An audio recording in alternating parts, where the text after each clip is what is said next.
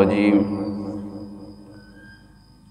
میں پناہ مانگتا ہوں اللہ کے نام کے ساتھ شیطان مردود کے شر سے۔ بسم اللہ الرحمن الرحیم۔ اللہ کے نام کے ساتھ شروع کرتا ہوں جو بڑا مہربان اور نہایت رحم کرنے والا ہے۔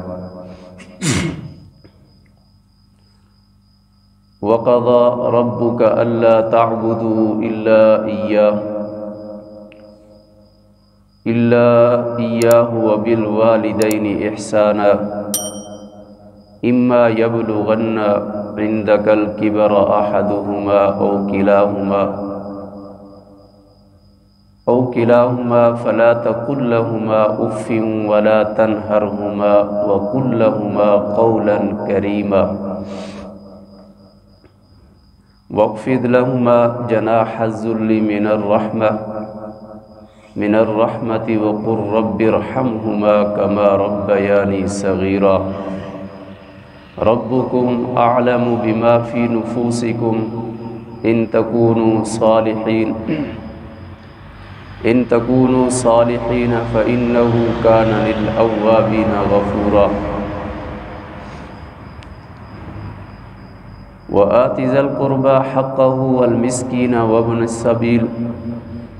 والمسكين وابن السبيل ولا تبذر تبذيرا إن المبذرين كانوا إخوان الشياطين وكان الشيطان لربه كفورا۔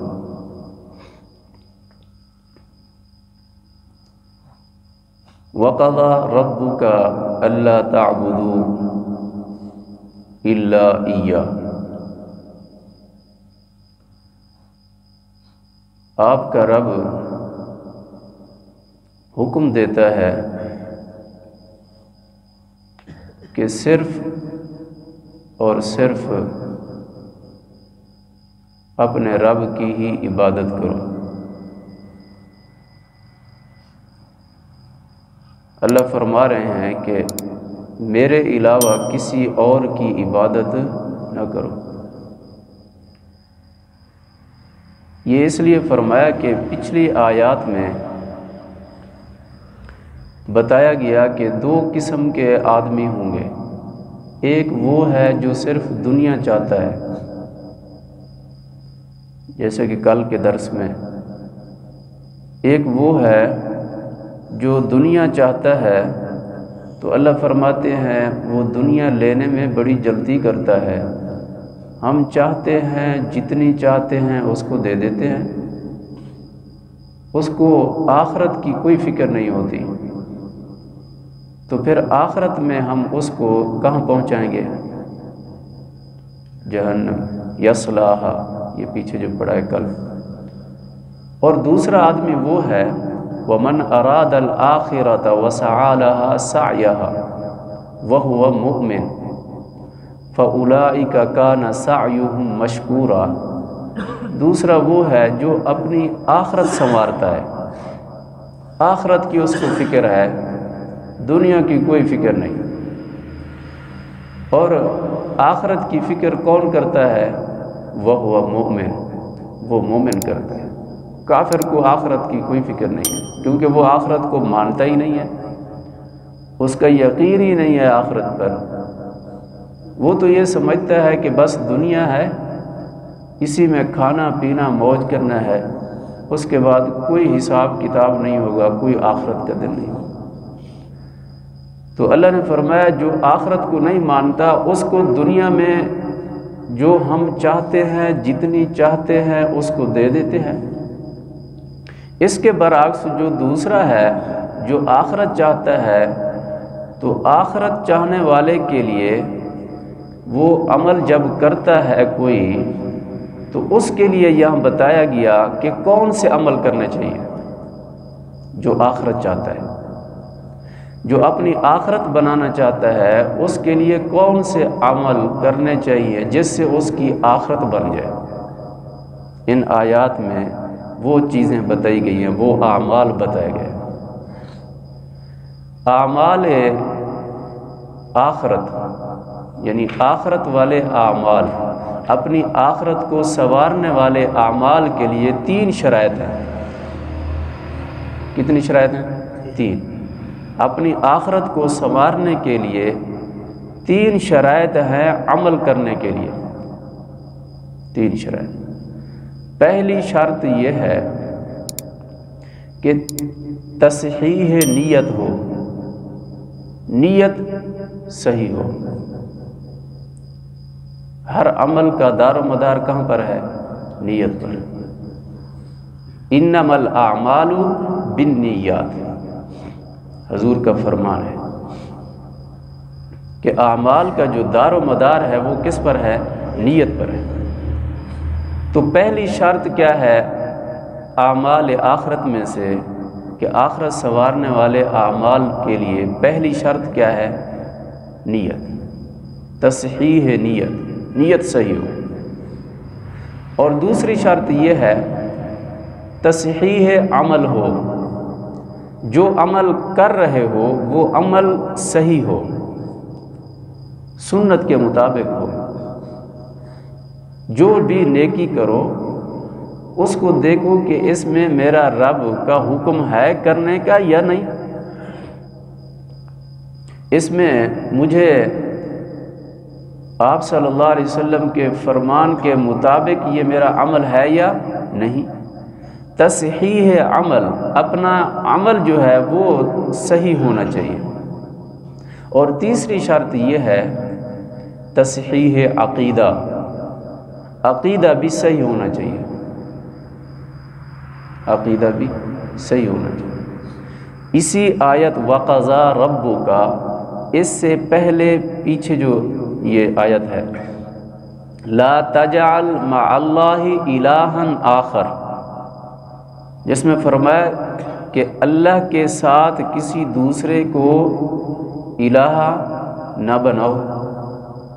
اب یہ عقیدہ ہے، یہ عقیدہ ہے، تصحیح عقیدہ، عقیدہ صحیح کرو کہ جب بھی کوئی عمل کرو، ہاں جی، کوئی عبادت کرو، اس میں کسی اور کو شریک نہ کرو۔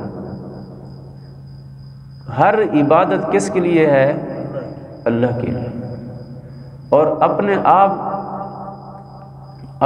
آپ سے، اپنی طرف سے کسی اور کو اللہ کی وحدانیت میں شراکت داری نہ کرو، اللہ کی وحدانیت میں شراکت داری، کسی کو شریک نہ ٹھہراؤ۔ اللہ نے فرمایا اگر تم نے ایسا کیا، اللہ کے وحدانیت میں تم نے کسی اور کو بھی شریک کیا، فَتَقْعُدَ مَذْمُومًا مَخْذُولًا، تو پھر تم ذلیل ہو جاؤ گے اور دھتکارے جاؤ گے، بے یار و مددگار ہو جاؤ گے، مخذولا، بے یار و مددگار ہو جاؤ گے، پھر تمہارا کوئی سہارا نہیں ہوگا۔ تو اب یہ 3 شرائط ہیں اعمال کے لیے، تصحیح عمل، تصحیح نیت اور تصحیح عقیدہ۔ نیت بھی صحیح ہو، عمل بھی صحیح ہو، عقیدہ بھی صحیح ہو۔ جب یہ 3 چیزیں ہوں پھر اپنی آخرت کے لیے وہ عمل جو کرو گے وہ آپ کے لیے کیا ہوگا؟ اس کے لیے اللہ اس کی بڑی قدر کرے گا۔ اب ان اعمال آخرت میں سے سب سے پہلا عمل اللہ نے جو بتایا ہے وہ یہ ہے وَقَضَى رَبُّكَ أَلَّا تَعْبُدُوا إِلَّا إِيَّاهُ۔ آخرت سنوارنی ہے تو اللہ کی عبادت کرو، پہلا عمل۔ آخرت سنوارنے کا پہلا عمل اللہ نے بتایا وہ کیا ہے کہ اللہ نے حکم فرما دیا، وَقَضَى، حکم دے دیا کہ تم صرف اور صرف اپنے رب، اپنے الہ اللہ کی عبادت کرو، الا ایہ، صرف اور صرف اسی ہی کی، اس صرف اللہ کی عبادت کرو۔ کیونکہ جب آدمی اللہ کی عبادت کرتا ہے تو سب کچھ اللہ اپنے بندے کے لیے فرما دیتے ہیں۔ اور جو شرک کرتا ہے، اللہ کے ساتھ دوسرے کو شریک کرتا ہے، وہ بے سہارا ہو جاتا ہے، بے یار و مددگار ہو جاتا ہے۔ اس لیے تو کہا گیا ہے کہ مسلمان کو کبھی مایوس نہیں ہونا چاہیے۔ مایوس تو وہ ہو جس کا خدا نہ ہو، مایوس تو وہ ہو جس کا خدا نہ ہو۔ مسلمان کا تو خدا ہے اللہ، تو اس لیے مسلمان کو کسی حال میں مایوس نہیں ہونا چاہیے۔ تو اس لیے فرمایا اللہ نے کہ تم نے اگر آخرت سنوارنی ہے، اپنے آخرت والے اعمال کرنے ہیں، تو تم صرف اور صرف اپنے رب کی عبادت کرو۔ اب اللہ نے اپنے حق بیان فرمایا، اس کے بعد اللہ نے جو دوسرا حق بیان فرمایا وہ سنیں۔ اللہ نے فرمایا تم میری عبادت کرنے کے بعد دوسرا عمل جو آخرت سنوارنے کا ہے وہ یہ ہے وَبِالْوَالِدَيْنِ إِحْسَانًا، تم اپنے ماں باپ کے ساتھ اچھا سلوک کرو۔ اللہ نے اپنی عبادت کے بعد جو عمل بتایا ہے آخرت سنوارنے کا وہ یہ ہے کہ تم اپنے ماں باپ کی خدمت کرو۔ احسانہ سے مراد یہ ہے خدمت کرو، اپنے ماں باپ کی خدمت کرو، اپنے ماں باپ سے حسن سلوک کرو۔ یہ دونوں چیزیں واجب ہیں، دونوں چیزیں، اپنے رب کی عبادت کرنا یہ بھی ضروری ہے اور اپنے والدین کی خدمت کرنا بھی ضروری ہے۔ اللہ نے اپنے حق کے ساتھ والدین کے حق ذکر فرمایا، کسی اور عبادت کا نہیں، یعنی ساری عبادتوں سے بڑھ کر یہ ہے کہ اپنے ماں باپ کی خدمت کرو، اپنے ماں باپ کی۔ اور پھر آگے یہ بھی بتایا کہ ماں باپ کی خدمت کیسے کرنی ہے۔ کبھی ایسا نہ ہو جائے کہ تم خدمت کرتے کرتے اکتا جاؤ، تھک جاؤ اور پھر ماں باپ سے ایسی کلام کرو کہ جس سے آپ کے ماں باپ کا دل دکھے۔ ایسا بھی نہیں کرنا، تھک جاؤ، ہار جاؤ، ہاں جی، لیکن ماں باپ کے سامنے جب کلام کرنا ہے، اس سے بات کرنی ہے تو نرم انداز سے بات کرو۔ آگے آداب بتائے، اللہ نے فرمایا کہ حسن سلوک کرو اپنے ماں باپ کے ساتھ، اور آگے بتایا کہ ماں باپ کی ایک ایسی سٹیج آتی ہے کہ ماں باپ بوڑھے ہو جاتے ہیں۔ اما یبلغن عندک الکبر احدہما، اگر آپ کی زندگی میں آپ کے ماں باپ بڑھاپے کو پہنچ جائیں، کبر، بڑھاپے کو پہنچ جائیں، آپ کے ماں باپ میں سے کوئی ایک، ماں یا باپ، احدہما، ماں یا باپ آپ کی زندگی میں آپ کے سامنے، آپ کے والدین میں سے کوئی ایک اپنے بڑھاپے کو پہنچ جائے تو او کلاہما، ہاں جی، یا ایک یا دونوں، ماں باپ میں سے ایک یا دونوں اگر بڑھاپے کو پہنچ جائیں تو پھر تم نے کیا کرنا ہے، فلا تقل لہما، کبھی بھی ان سے تیز بات نہیں کرنی، فلا تقل لہما، ان سے ایسی بات نہ کرنا حتیٰ کہ اف بھی نہ کہنا، اف بھی نہ، اف کیا کہتے ہیں کہ باپ نے کوئی بات کہی یا ماں نے کوئی بات کہی، آپ نے صرف اور کوئی بات نہیں کہی، آپ نے کہا ہو، ایسے انداز اختیار کیا، آپ نے الفاظ بھی کوئی نہیں ادا کیے، یعنی آپ نے ان کی بات پر اپنے انداز کو، تیور کو تھوڑا سا بدلا اور ایک آواز نکالی جس آواز کا کوئی معنی نہیں، ہو کا۔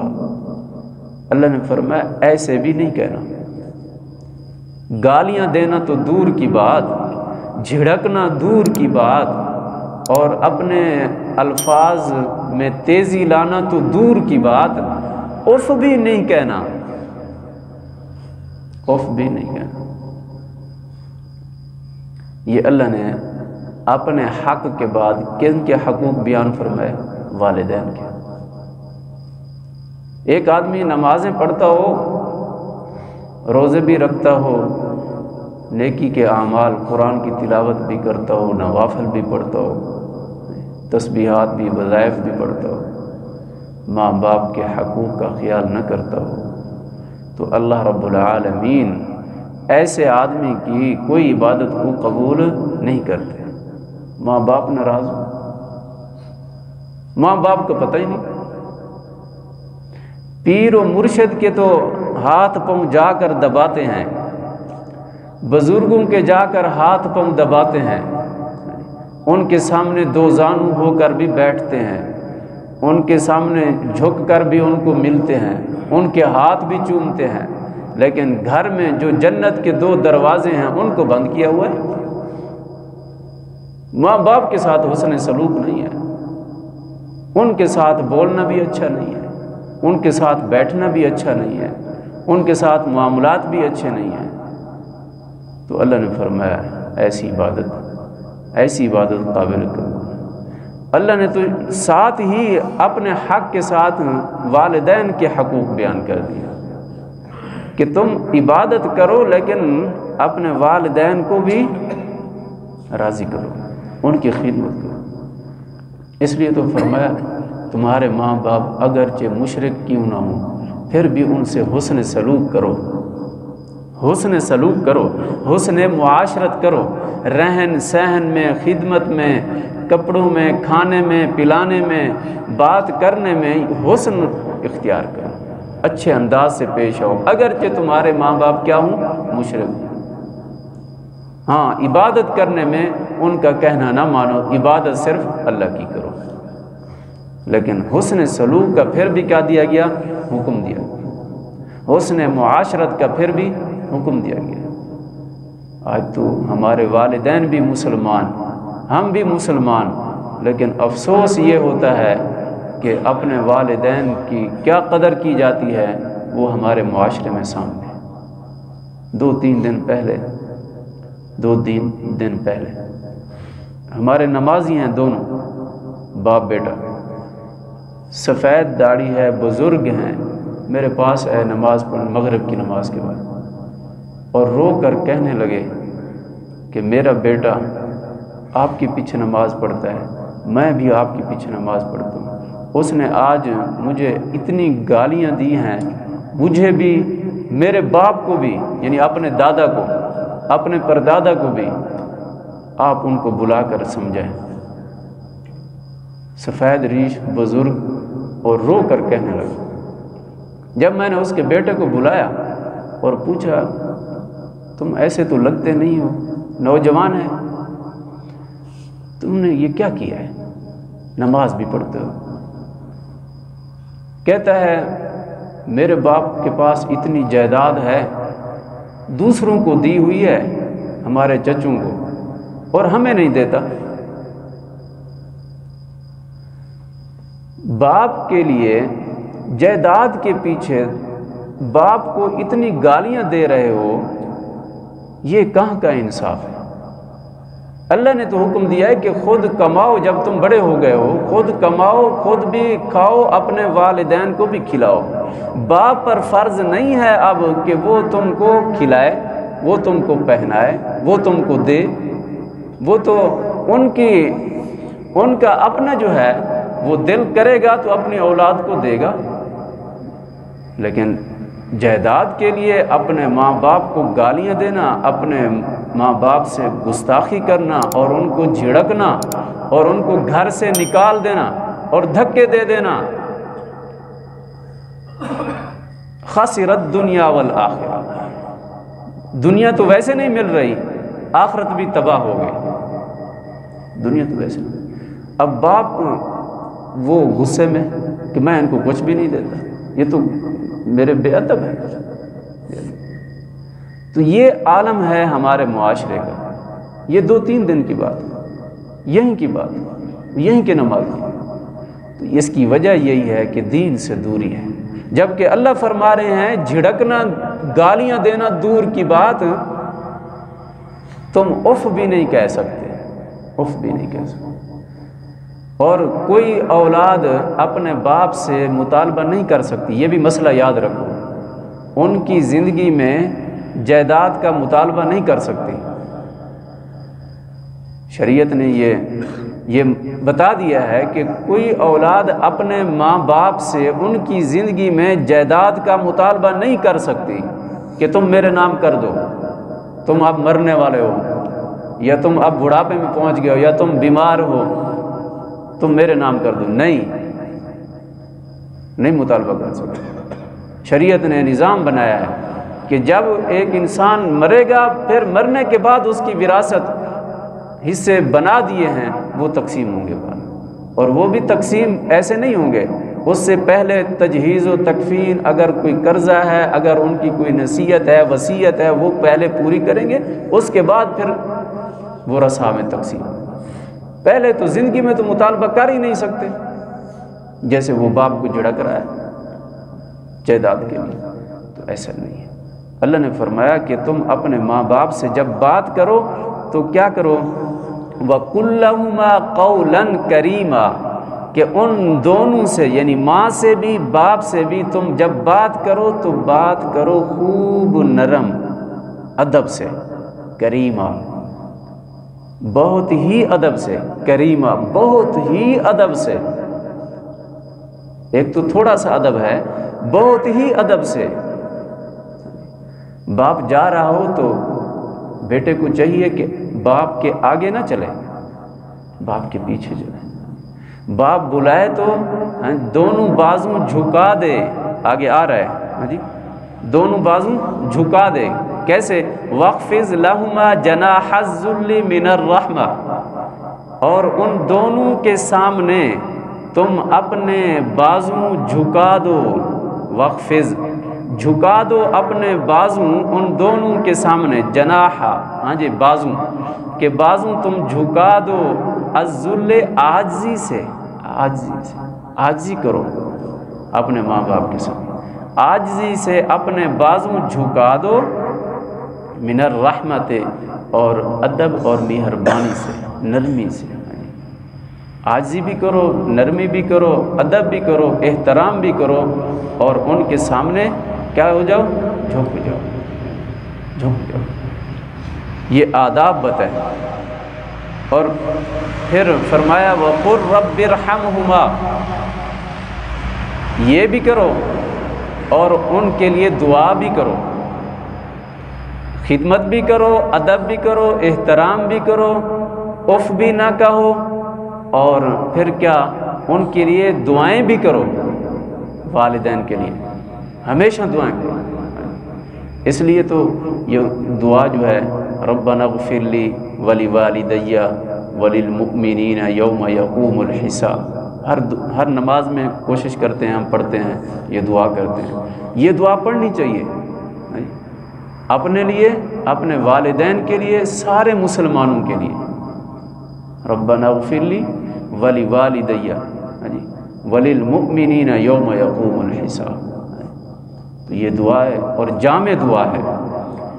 اور اس لیے اللہ نے فرمایا کہ تم اپنے والدین کے لیے کیا کرو؟ دونوں کے لیے دعا کرو.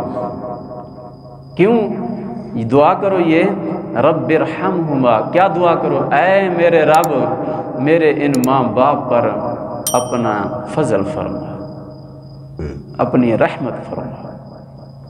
اے اللہ، اے میرے رب، ان دونوں میرے ماں باپ پر رحم فرما.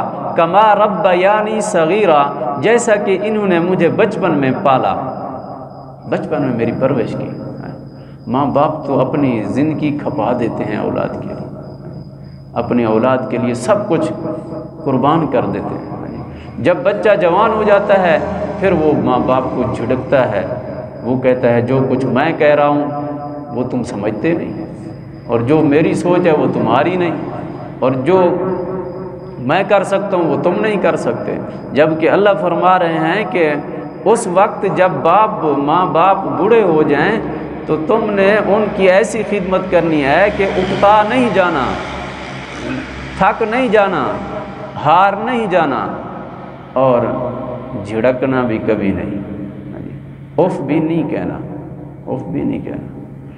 جنت کے 2 دروازے ہیں اللہ نے دنیا میں دے دیے ہیں، اب ہر ایک کی مرضی ہے وہ بند کر دے یا جنت کو اپنے لیے مقدر بنائے، اور وہ ماں ہے اور باپ ہے، وہ ماں اور باپ۔ جنت چاہتے ہیں تو پھر ان دونوں کو راضی کرنا ہوگا، ان دونوں کی خدمت کرنے ہوگی۔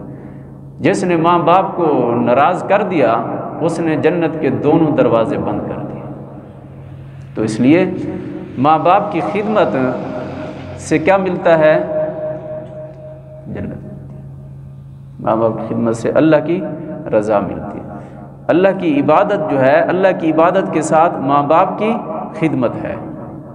اللہ نے فرمایا کہ دیکھو ربکم اعلم بما فی نفوسکم، تمہارا رب جانتا ہے، عالم خوب جانتا ہے کہ تمہارے دلوں میں کیا ہے، انفسکم، جو کچھ تمہارے سینوں میں ہے رب تعالیٰ نے فرمایا اللہ خوب جانتا ہے۔ آگے اللہ نے فرمایا کہ تم خدمت تو کرتے ہو ماں باپ کی، کہیں ایسا تو نہیں، دکھلاوا تو نہیں ہے، یہ بتایا گیا کہ خدمت بھی کرو، مخلص بن کر کرو ماں باپ کی خدمت، ایسے نہیں کہ تم دکھاوے کے طور پر کرو۔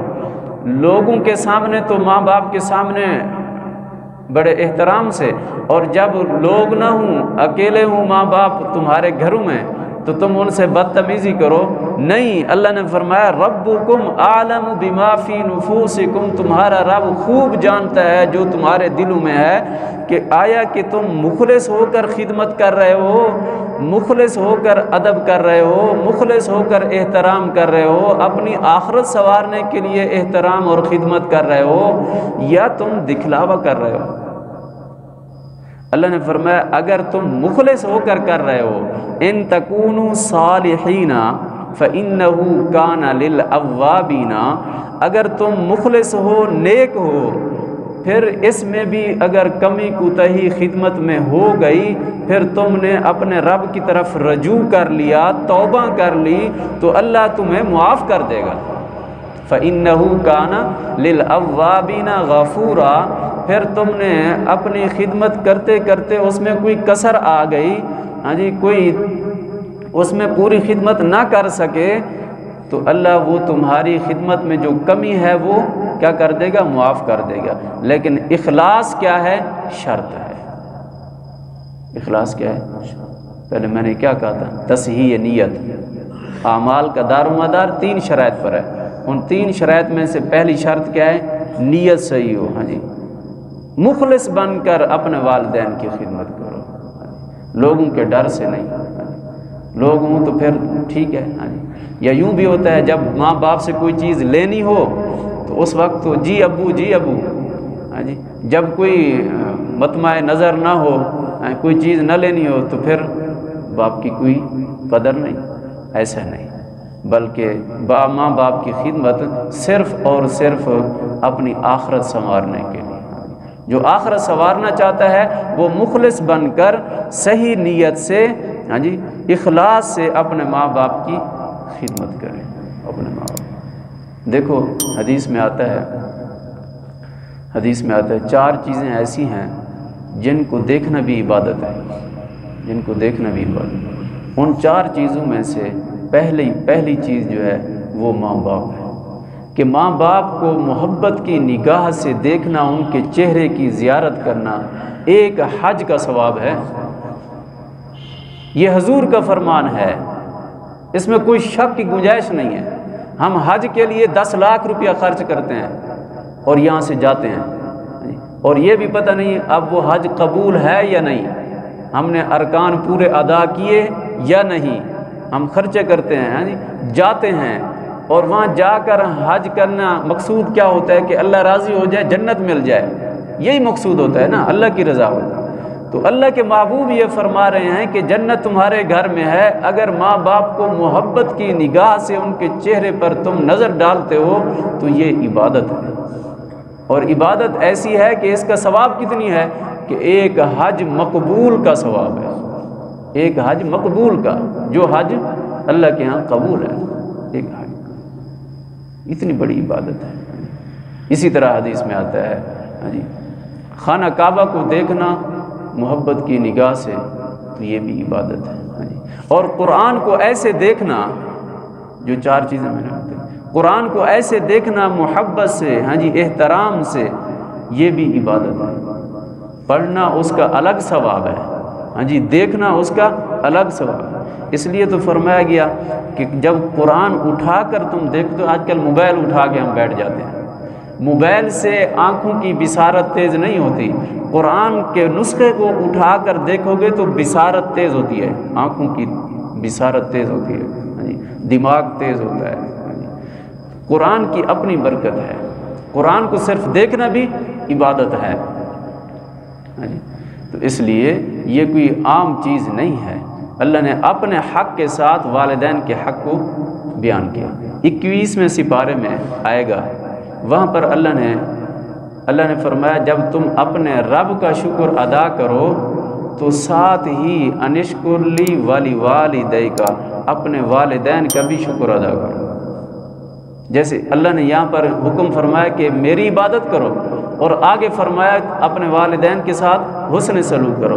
21ویں سپارے میں سورۃ لقمان میں آئے گا، آگے پڑھیں گے انشاءاللہ، وہاں پر آئے گا اللہ نے فرمایا تم جب اپنے رب کا شکر ادا کرو تو اپنے والدین کا بھی شکر ادا کرو۔ کتنی بڑا مقام دیا اللہ نے والدین، تو اس لیے والدین کی کبھی نہ قدری نہ کریں۔ کل سے انشاءاللہ، اللہم صلی علی محمد۔